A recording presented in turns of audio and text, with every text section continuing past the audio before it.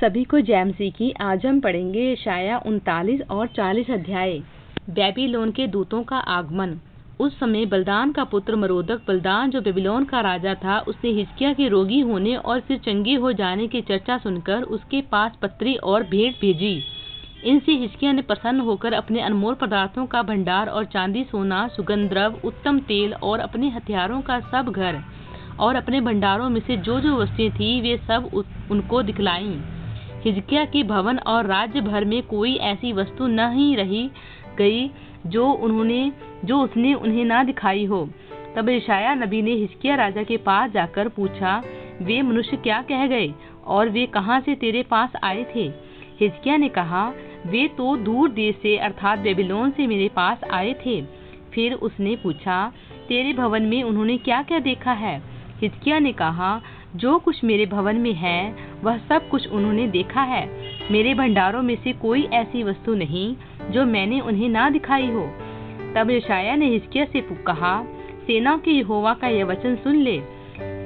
ऐसे दिन आने वाले हैं जिनमें से जो कुछ तेरे भवन में है और जो कुछ आज के दिन तक तेरे पुरखाओं का रखा हुआ तेरे भंडारों में है, वह सब बेबीलोन को उठ जाएगा। यहोवा यह कहता है कि कोई वस्तु न बचेगी। जो पुत्र तेरे वंश में उत्पन्न हों, उनमें से भी कई को वे बंधुआई में ले जाएंगे और वे खोजे बनकर बेबीलोन के राजभवन में रहेंगे। हिजकिय्याह ने यशायाह से कहा, यहोवा का वचन जो तूने कहा वह भला ही है। फिर उसने कहा, मेरे दिनों में तो शांति और सच्चाई बनी रहेगी। सांत्वना के वचन। तुम्हारा परमेश्वर यह कहता है, मेरी प्रजा को शांति तो दो, शांति। यरूशलेम से शांति की बातें कहो और उससे पुकार कर कहो कि तेरी कठिन सेवा पूरी हुई है, तेरे अधर्म का दंड अंगीकार किया गया है। यहोवा के हाथ से तू अपने सब पापों का दूना दंड पा चुका है। किसी की पुकार सुनाई देती है, जंगल में यहोवा का मार्ग सुधारो, हमारे परमेश्वर के लिए अराबा में एक राजमार्ग चौरस करो।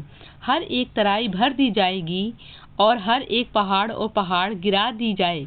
जो टेढ़ा व सीधा और जो ऊंचा नीचा है वह चौरस किया जाए। तब यहोवा का तेज प्रकट होगा और सब प्राणी उसको ऐसे एक संग देखेंगे, क्योंकि यहोवा ने आप ही ऐसा कहा है। बोलने वाले का वचन सुनाई दिया, प्रचार कर। मैंने कहा, मैं क्या प्रचार करूं? सब प्राणी घास हैं, उनकी शोभा मैदान के फूल के समान है। जब यहोवा की सांस उस पर चलती है तब घास सूख जाती है और फूल मुरझा जाता है। निस्संदेह प्रजा घास है, घास तो सूख जाती है और फूल मुरझा जाता है, परंतु हमारे परमेश्वर का वचन सदैव अटल रहेगा। हे सिय्योन को शुभ समाचार सुनाने वाली, ऊंचे पहाड़ पर चढ़ जा। हे यरूशलेम को शुभ समाचार सुनाने वाली, बहुत ऊंचे शब्द से सुना, ऊंचे शब्द से सुना, मत डर। यहूदा के नगरों से कह, हमारे परमेश्वर को देखो, देखो प्रभु यहोवा सामर्थ्य दिखाता हुआ आ रहा है। वह अपने भुजबल से प्रभुता करेगा।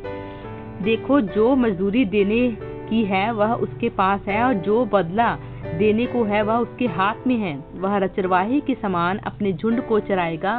वह भेड़ों के बच्चों को अंकवार में लिए रहेगा और दूध पिलाने वालियों को धीरे धीरे से ले चलेगा।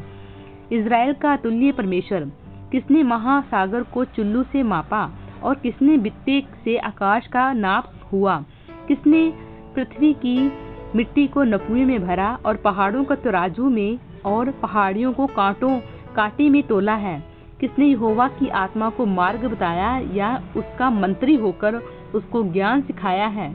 उसने किसके संपत्ति ली और किसने उसे समझाकर न्याय का पथ बता दिया और ज्ञान सिखाकर बुद्धि का मार्ग जता दिया है? देखो, जातियां तो डोल में की एक बूंद या पलड़ों पर की धूल के तुल्य ठहरी। देखो, वह दीपों को धूल के किनको सरीखे उठाता है। लबानोन भी ईंधन के लिए थोड़ा होगा और उसमें के जीव जंतु होम बलि के लिए बस न होंगे।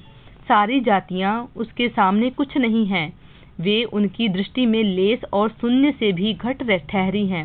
तुम परमेश्वर को किसके समान बताओगे और उसकी उपमा किससे दोगे? मूर्त कारीगर ढालता है। सोनार उसको सोने से मढ़ता और उसके लिए चांदी की सांकलें ढालकर बनाता है। जो कंगाल इतना अर्पण नहीं कर सकता, वह ऐसा वृक्ष चुन लेता है जो ना घुने। तब एक निपुण कारीगर ढूंढकर मूर्त खुदवाता और उसे ऐसा स्थिर कराता है कि वह हिल ना सके। क्या तुम नहीं जानते? क्या तुमने कहीं नहीं सुना? क्या तुमको आरंभ ही से नहीं बताया गया? क्या तुमने पृथ्वी की नींव पड़ने के समय ही से विचार नहीं किया? यह वह है जो पृथ्वी के घेरे के ऊपर आकाश मंडल पर विराजमान है और पृथ्वी के रहने वाले टिड्डी के तुल्य, और जो आकाश का मलबल के समान फैलाता और ऐसा तान देता जैसा रहने के लिए तंबू ताना जाता है, जो बड़े बड़े हाकिमों को तुच्छ कर देता है और पृथ्वी के अधिकारियों को शून्य के समान कर देता है। वे रोपे ही जाते, वे बोए ही जाते, उनके ठूठ भूमि में जड़ ही पकड़ पाते कि वह उन पर पवन बहाता और वे सूख जाते और आंधी उन्हें भूसे के समान उड़ा ले जाती। इसीलिए तुम मुझे किसके समान बताओगे कि मैं उसके तुल्य ठहरूं? उस पवित्र का यही वचन है।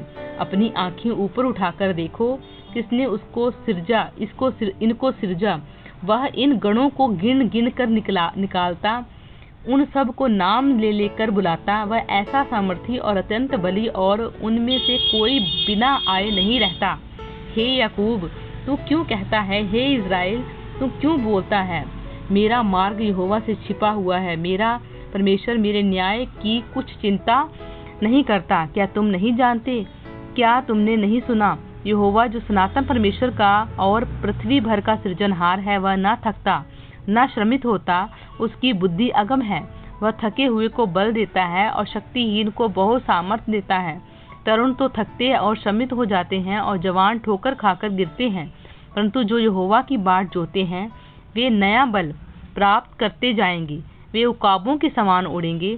वे दौड़ेंगे और श्रमित न होंगे। वे चलेंगे और थकित न होंगे। प्रभु इन वचनों द्वारा आपको बहुतायत से आशीष दें। आमीन।